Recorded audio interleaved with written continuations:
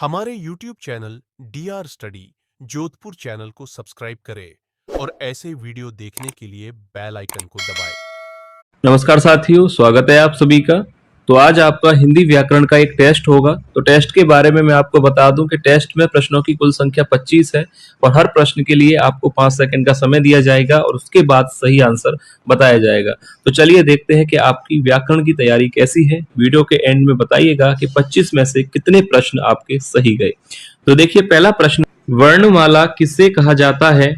Options दिए गए हैं, शब्द समूह को, वर्णों के संकलन को, या ऑप्शन सी शब्द गणना को, या ऑप्शन डी वर्णों के व्यवस्थित समूह को। तो देखिए, आप अपना आंसर सोच लीजिएगा कि वर्णमाला किसे कहा जाता है। तो यहाँ पर राइट आंसर होगा ऑप्शन डी, वर्णों के व्यवस्थित समूह को वर्णमाला कहा जाता है।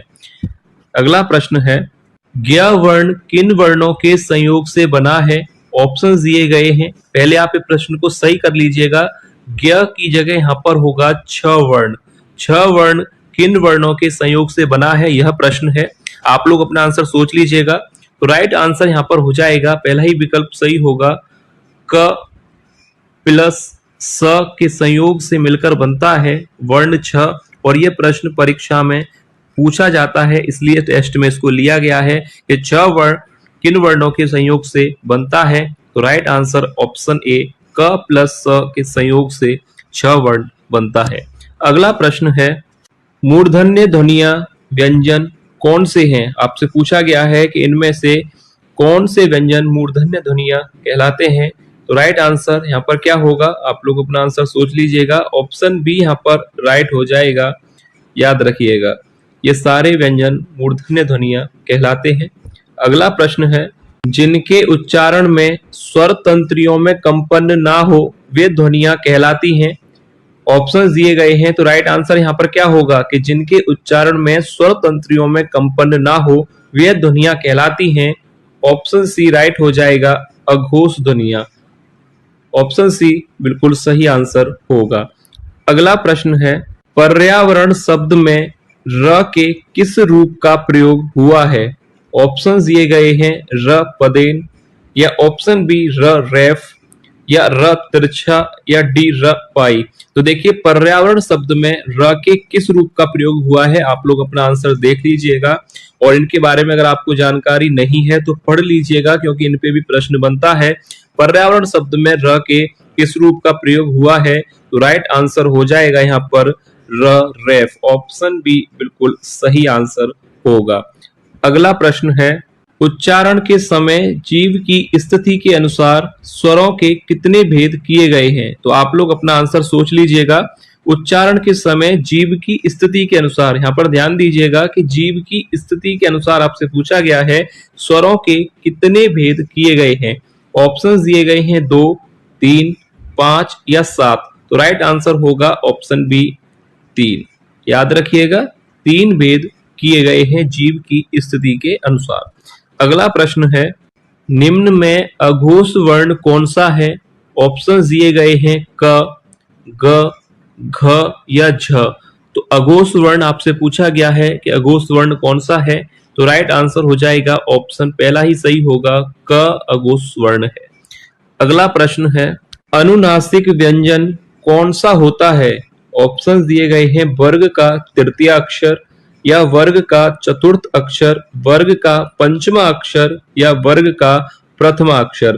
तो देखिए, अनुनासिक व्यंजन कौन सा होता है, और ये परीक्षा के टेस्ट के साथ साथ परीक्षा के लिए भी काफी महत्वपूर्ण प्रश्न है, जो आपसे पूछा जा सकता है कि अनुनासिक व्यंजन कौन सा होता है। तो आप लोग अपना आंसर सोच लीजिएगा। तो राइट आंसर हो जाएगा ऑप्शन सी, वर्ग का पंचमा अक्षर अनुनासिक व्यंजन होता है। याद रखिए, ऑप्शन सी राइट आंसर होगा। अगला प्रश्न है, मगरमच्छ का स्त्रीलिंग शब्द कौन सा है? ऑप्शंस दिए गए हैं, मगरमच्छवी, या ऑप्शन बी मगरमच्छी, सी मादा मगरमच्छ, या डी मगरमच्छानी। तो देखिए, मगरमच्छ का स्त्रीलिंग शब्द इनमें से कौन सा होगा? आप अपना आंसर सोच लीजिएगा। ऑप्शन सी राइट हो जाएगा, मादा मगरमच्छ। मगरमच्छ का स्त्रीलिंग शब्द होता है मादा मगरमच्छ। अगला प्रश्न है, कौन सा शब्द हमेशा बहुवचन में प्रयोग किया जाता है? ऑप्शन दिए गए हैं शिशु, बी आंसू, सी भक्ति या डी छात्र। कौन सा शब्द है जो हमेशा बहुवचन में आता है? तो ऑप्शन बी यहाँ पर राइट होगा, आंसू शब्द हमेशा बहुवचन में प्रयोग किया जाता है। अगला प्रश्न है, चूहा बिल से बाहर निकला में कौन सा कारक है? संबंध कारक, अधिकरण कारक, अपादान कारक या संप्रदान कारक। चूहा बिल से बाहर निकला, इसमें कारक कौन सा है? तो आप लोग अपना आंसर सोच लीजिएगा। तो राइट आंसर यहाँ पर हो जाएगा ऑप्शन सी, चूहा बिल से बाहर निकला, अपादान कारक यहाँ पर होगा, ऑप्शन सी राइट आंसर होगा। अगला प्रश्न है, मोहन प्रकाश जी हिंदी पढ़ाते हैं, इस वाक्य की पूर्ति अन्य पुरुषवाचक सर्वनाम से करें। यहाँ पर दिया गया है कि अन्य पुरुषवाचक सर्वनाम से करें। मोहन प्रकाश जी हिंदी पढ़ाते हैं, तो राइट आंसर क्या होगा? मुझे, तुम्हें, उन्हें या हमें।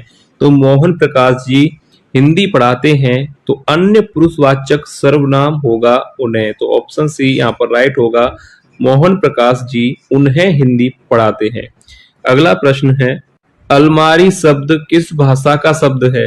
अरबी, फारसी, पुर्तगाली या पश्तो। तो अलमारी शब्द किस भाषा का है? तो राइट आंसर यहाँ पर क्या होगा? अलमारी किस भाषा का शब्द है?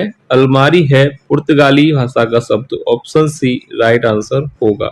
अगला प्रश्न है, कौन सा शब्द तत्सम है? चयन कीजिए। ऑप्शन दिए गए हैं पड़ोसी, शहीद, ऑप्शन सी गोदूम या ऑप्शन डी बहू। तो राइट आंसर क्या होगा? आप लोग अपना आंसर देख लीजिएगा, कौन सा शब्द तत्सम है। तो यहाँ पर राइट आंसर होगा ऑप्शन सी, गोधूम एक तत्सम शब्द है, पड़ोसी, शहीद और बहू ये तद्भव शब्द है।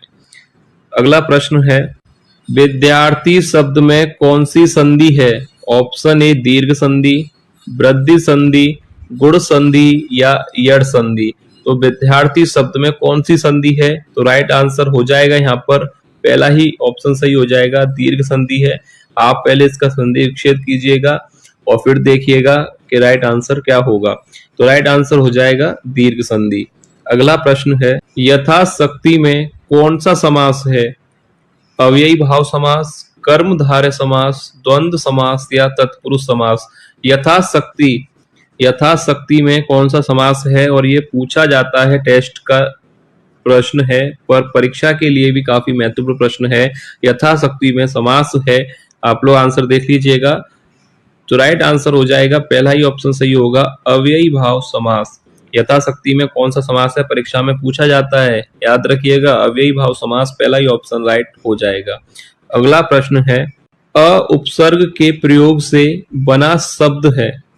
अ उपसर्ग किसमें लगा है या उसके प्रयोग से बना हुआ शब्द आपको बताना है। अनंत, अन्वेषण, अवैतनिक या अपेक्षा। तो देखिए, अ उपसर्ग के प्रयोग से बना हुआ शब्द हो जाएगा ऑप्शन सी अवैतनिक, ऑप्शन सी राइट आंसर हो जाएगा। अगला प्रश्न है, उत्तरी शब्द का पर्यायवाची शब्द नहीं है। ऑप्शन ए तनया, बी सुता, सी आत्मज या डी दुहिता। तो उत्तरी शब्द का पर्यायवाची शब्द नहीं है, तो राइट आंसर हो जाएगा ऑप्शन सी आत्मज। उत्तरी का पर्यायवाची शब्द नहीं है। अगला प्रश्न है, सृष्टि का विलोम शब्द कौन सा है? ऑप्शन दिए गए हैं विनाश, बी विध्वंस, सी प्रलय या ऑप्शन डी सृजन। तो सृष्टि का विलोम शब्द आपको बताना है, आप लोग अपना आंसर सोच लीजिएगा। सृष्टि का विलोम शब्द हो जाएगा ऑप्शन सी प्रलय, पूछा जाता है, प्रलय राइट आंसर होगा। अगला प्रश्न है, जिन वाक्यों में एक उद्देश्य और एक ही विधेय होता है उसे क्या कहा जाता है? एकल वाक्य, सरल वाक्य, मिश्र वाक्य या संयुक्त वाक्य। जिन वाक्यों में एक ही उद्देश्य और एक ही विधेय हो उन वाक्यों को कहा जाता है सरल वाक्य, ऑप्शन बी राइट आंसर होगा। अगला प्रश्न है, 3 बेर खाती थी वे 3 बेर खाती है। पंक्ति में अलंकार होगा अनुप्रास अलंकार, श्लेष अलंकार, यमक अलंकार या रूपक अलंकार।